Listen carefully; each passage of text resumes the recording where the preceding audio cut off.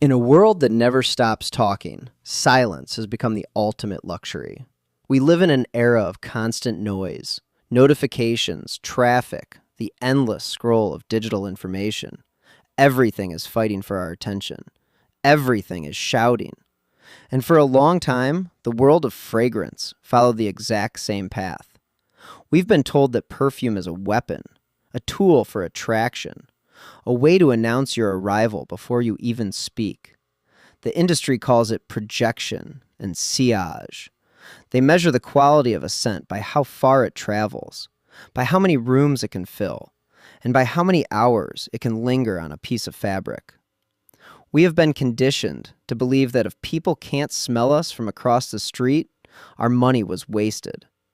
We search for beast mode fragrances, hunting for the strongest oud, the loudest ambroxan, and the sweetest vanilla. We want to be noticed. We want to leave a mark.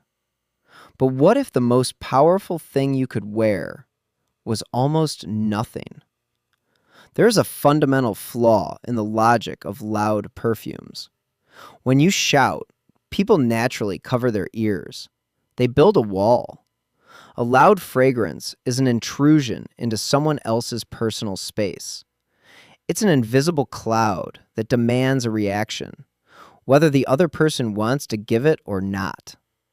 But when you whisper, people lean in. This is the philosophy of the scent of silence.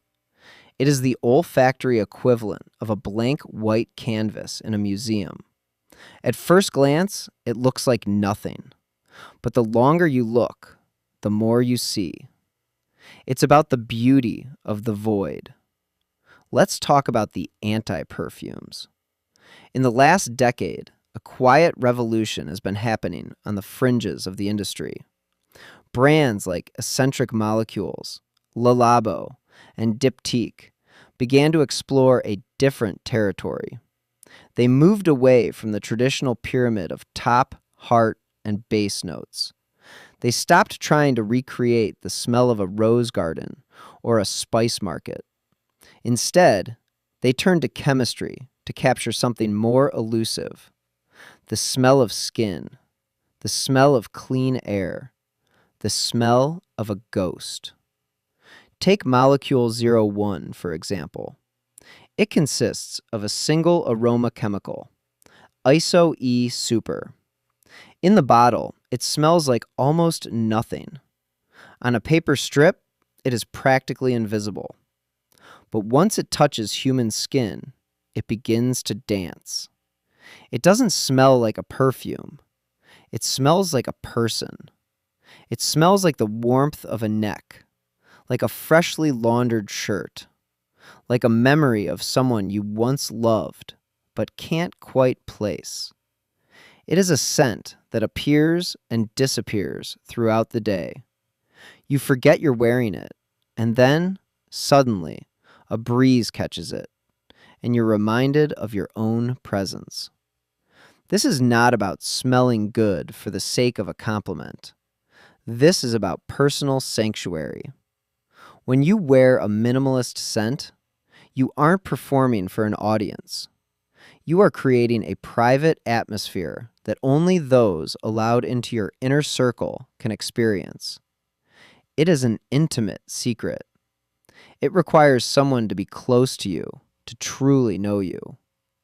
And in a society that is increasingly distant and digital, that physical intimacy is becoming the rarest commodity of all. We have to ask ourselves, why are we so afraid of smelling like ourselves? Why do we feel the need to mask our natural chemistry with layers of synthetic flowers and heavy resins? Perhaps it's because silence is vulnerable. To be quiet is to be exposed. When you aren't hiding behind a cloud of perfume, you have to rely on your own character, your own movements, your own voice. Minimalism in fragrance is a form of radical honesty. It's the "it's empty" aesthetic. It's the realization that you are enough without the extra layers. It's the Don't trust it warning against the marketing machines that tell you a $300 bottle of gold-plated glass will make you more attractive. Consider the scent of L'Eau Papier by Diptyque. It's an interpretation of ink on a fresh page. It's dry, slightly musky, and incredibly calm. It's the smell of a library where no one is talking.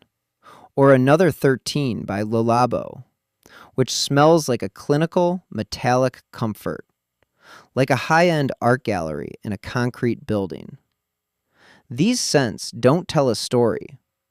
They provide the paper for you to write your own. As we move further into this decade, I believe we will see a massive shift away from the luxury bottle trap.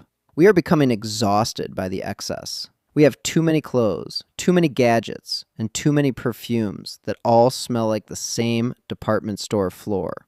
We are craving the pure white. We want products that reflect our desire for clarity. If you are watching this, perhaps you are also in a stage of rebooting. Maybe you are looking at your shelf and realizing that most of what you own is just noise. Choosing a signature scent that is quiet is a power move. It says that you don't need to dominate the room to be the most interesting person in it. It says that you value the nuances over the obvious. It says that you are comfortable with the air and the space around you. So the next time you reach for a bottle, ask yourself, am I wearing this to be heard, or am I wearing this to feel? Am I adding to the noise, or am I embracing the silence? In the end, the most beautiful things in life aren't the ones that scream for our attention. They are the ones that wait for us to notice them. The light hitting a white wall at 4 p.m., the sound of a page turning in a quiet room, the faint, lingering trace of a scent that feels like home. Less, but better. It's enough.